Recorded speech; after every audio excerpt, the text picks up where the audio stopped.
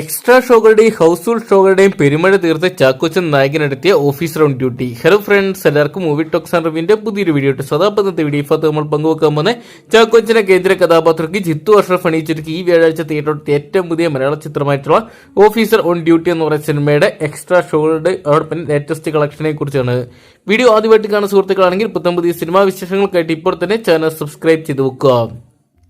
ഈ വ്യാഴാഴ്ചയായിരുന്നു ചിത്രം തിയേറ്ററിലെത്തിയിട്ടുള്ളത്. ചിത്രം തിയേറ്ററിലെത്തിയപ്പോൾ തന്നെ ഗംഭീര അഭിപ്രായങ്ങൾ സ്വന്തമാക്കിയപ്പോൾ തന്നെ 35 എക്സ്ട്രാ സ്ക്രീനുകൾ തന്നെ വ്യാഴാഴ്ച ദിവസം ആടുകയും 65 മുകളിൽ അഡീഷണൽ ഷോകൾ നടത്തുകയും ചെയ്തിട്ടുണ്ട്.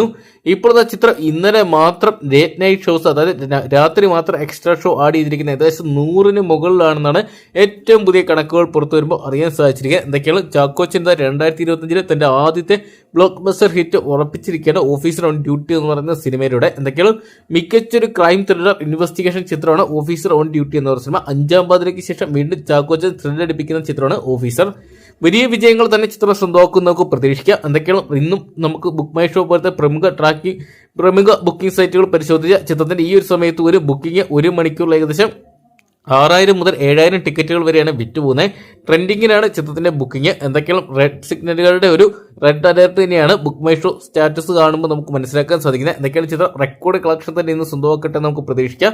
അപ്പോൾ ചാക്കോച്ചൻ നായകനായിട്ട് എത്തുന്ന ഓഫീസർ ഓൺ ഡ്യൂട്ടി എന്ന് പറയുന്ന സിനിമ നിങ്ങൾ ഇതിനോടൊപ്പം തന്നെ കണ്ടിട്ടുണ്ടെങ്കിൽ സിനിമയെക്കുറിച്ചുള്ള നിങ്ങളുടെ വിലയേറിയ അഭിപ്രായം കമന്റ് ബോക്സിൽ പങ്കുവെക്കുക. അതോടൊപ്പം ഈ ഒരു സിനിമയുടെ ഫൈനൽ കളക്ഷൻ നിങ്ങൾ എത്ര രൂപ വരെയൊക്കെ എക്സ്പെക്ട് ചെയ്യുന്നുണ്ട് കമന്റ് ബോക്സിൽ പങ്കുവെക്കാൻ മറക്കണ്ട.